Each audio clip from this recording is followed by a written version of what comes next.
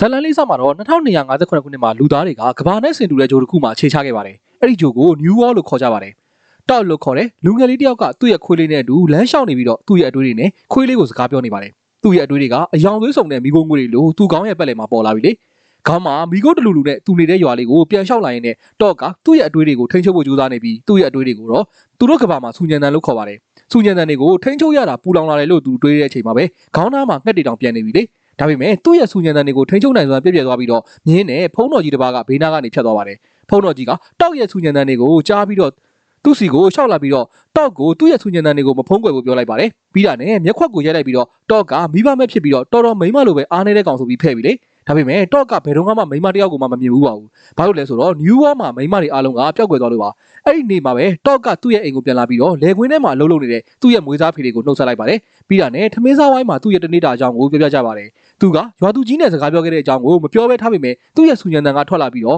တကြီး Princess ကသူ့ရဲ့စူညံတန်ကိုကောင်းကောင်းသုံးကျူနိုင်တဲ့အတွက်ချီကျူးစကားပြောတာကိုဖော်ပြလိုက်ပါတယ်ဒါပေမဲ့တောက်ရဲ့မွေးစားဖေတွေကရွာတကြီးနဲ့ပတ်သက်တာကိုတိတ်မကြိုက်ကြပါဘူးဘာလို့လဲဆိုတော့တောက်ငငယ်တုန်းကတကြီးကတောက်ကိုဓာတ်တစ်ချောင်းပေးပြီးတော့ဒီလိုအရာတွေကိုထိန်းချုပ်ဖို့နဲ့ကျွမ်းကျင်အောင်သင်ယူဖို့လိုတယ်ဆိုပြီးတော့ပြောခဲ့ပါတယ်ကြံရဲသူတွေကိုကောက်ဝယ်ဖို့ပါတကြီးပြောတယ်ကျွမ်းကျင်အောင်သင်ယူဖို့လိုတယ်ဆိုတဲ့စကားကတကယ်တော့တက်ဖြတ်တာကိုဆိုလိုတယ်ဆိုတာကိုတောက်ကသိသွားပြီလေ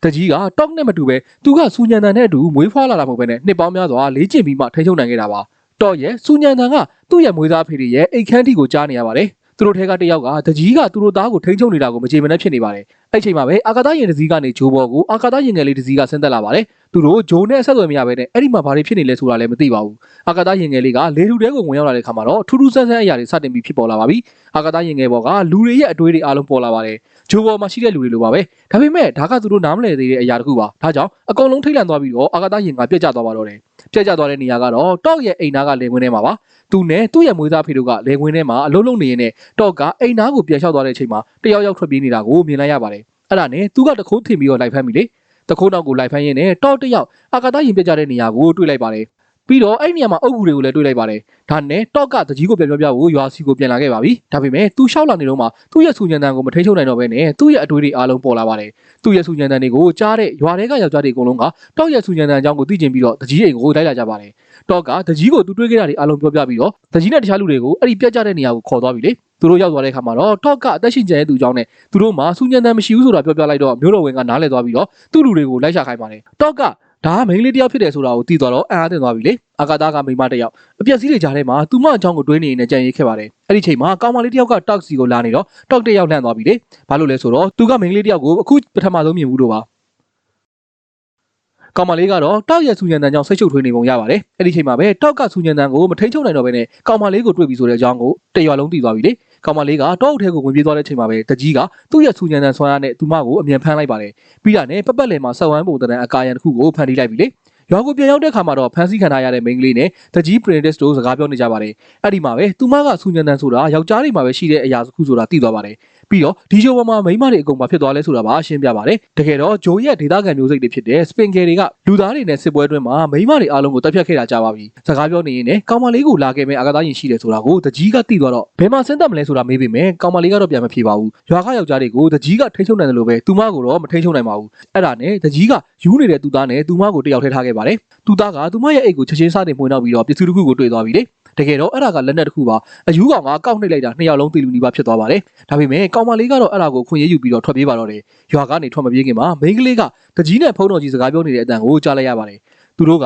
သူမရဲ့အာကာသယာဉ်ဆင်းသက်တဲ့အခါမှာချောင်းမြောင်းတိုက်ခိုက်ဖို့စီစဉ်ထားတာပါတကြီးကအာကာသယာဉ်ကိုတိမ့်ပိုက်ချင်နေပြီးတော့ဖုန်းတော်ကြီးကတော့သူမကကောင်းကင်တမန်တစ်ပါးဖြစ်တယ်ဆိုပြီးယုံကြည်ပါတယ်တောက်တယောက်အိမ်ပြန်ရောက်လာတော့မိန်းကလေးကနွားတဲကုတ်ထဲမှာပြန်ပုန်းနေတာကိုတွေ့လိုက်ပါတယ်အဲ့ဒါနဲ့မိမမမြင်ဘူးတဲ့ကောင်လေးကကောင်မလေးကိုကယ်တင်ဖို့ကြိုးစားပြီလေတော့ကသူ့ရဲ့အဖေတွေကိုတောင်ဖုံးကွယ်ဖို့ကြိုးစားပေမဲ့မူပြက်နေတဲ့ပုံကိုကြည့်ပြီးတော့စူညံတန်ကိုမမြင်ရဘဲနဲ့တောင်သိသွားပါတယ်အဲ့ဒါနဲ့အဖေနှစ်ယောက်ကသူမကိုတကြီးရဲ့လက်ထဲကိုမရောက်အောင်ဘယ်လိုကောက်ွယ်နိုင်မလဲဆိုတာကိုပြောပြဖို့ဆုံးဖြတ်လိုက်ပါတယ်သူ့ရဲ့အဖေတွေကတယောက်ကဂျိုးဘောမှာနောက်ထပ်ရွာတစ်ရွာရှိတယ်ဆိုတာကိုပြောပြီးတော့သူမရဲ့လုံခြုံရေးအတွက်အဲ့ဒီကိုသွားဖို့လိုတယ်ဆိုပြီးပြောလိုက်ပါတယ်တော့နဲ့မိန်းကလေးတို့က Farbranch လို့ခေါ်တဲ့နောက်ထပ်ရွာကိုထွက်မသွားခင်မှာပဲတကြီး Princess ကသူမကိုရှာဖို့အတွက်နဲ့သူတို့အိမ်ကိုရောက်လာပါပြီဒါပေမဲ့ကောင်မလေးနဲ့တောက်ကတော့ထွက်ပြေးနိုင်ခဲ့ပါတယ်မျိုးတော်ဝင်ရဲ့သားကတောက်ရဲ့အဖေတွေကတယောက်ကိုတက်လိုက်ပါတယ်ကျန်တဲ့တယောက်ကိုမျိုးတော်ဝင်ကတောက်ကိုဖမ်းဖို့ကူညီခိုင်းပါတယ်ကောင်မလေးရဲ့နာမည်ကတော့ဘိုင်ယိုလာပါတောက်နဲ့ဘိုင်ယိုလာတို့ Fabregas မှာဘာတွေတွေးကြုံရမလဲဆိုတာမသိဘဲနဲ့ခရီးကိုစတင်ခဲ့ပါတယ်သူတို့နှစ်ယောက်ကခရီးတစ်လျှောက်လုံးမှာတယောက်နဲ့တယောက်ပို့ပြီးရင်းနှီးလာကြပါပြီသူမကကဘာမြေကိုတစ်ခါမှမမြင်ဘူးပါဘူးသူမရဲ့အသားပေါ်ကိုမိုးရေစက်တွေကျတာကိုလည်းတစ်ခါမှမခံစားဘူးပါဘူးဘိုင်ယိုလာကအာကာသယာဉ်ပေါ်မှာပဲမွေးဖွားခဲ့ပါတယ်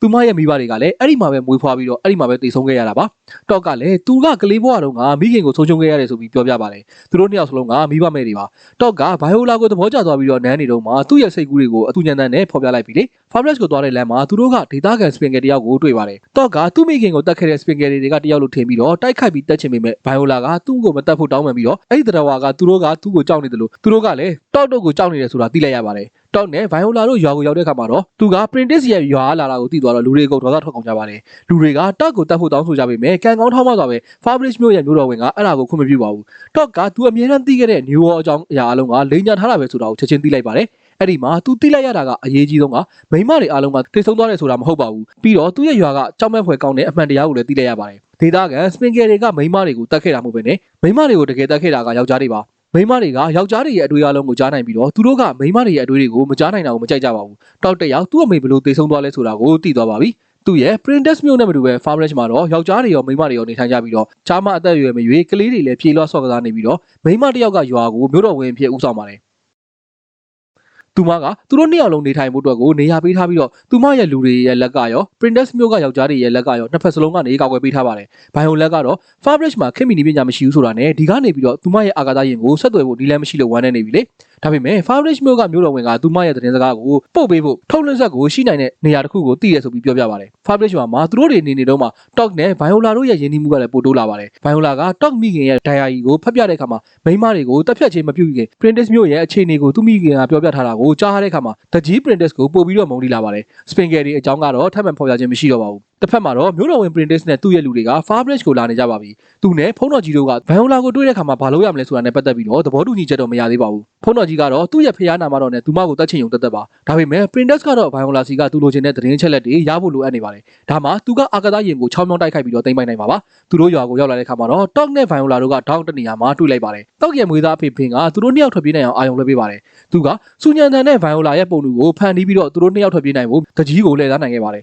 ဒီတစ်ချိန်မှာတော့ Printis နဲ့သူ့ရဲ့လူတွေကမှီလာပါပြီဖုန်းတော်ကြီးကသူတို့စီကိုအရင်ဆုံးရောက်လာပါတယ်ဒါပေမဲ့လှေနဲ့ထွက်ပြေးသွားနိုင်ပါတယ်Viola နဲ့ Talk တို့က New War ကိုပထမဆုံးရောက်လာတဲ့အာကာသယာဉ်အပျက်စီးကိုတွေ့လိုက်ပါတယ် Viola ကအာကာသယာဉ်ထဲမှာထုတ်လွှင့်ဆက်တစ်ခုရှိနေတာကိုလည်းသိလိုက်ပေမဲ့အနန္နာကတော့ပျက်စီးနေပါတယ်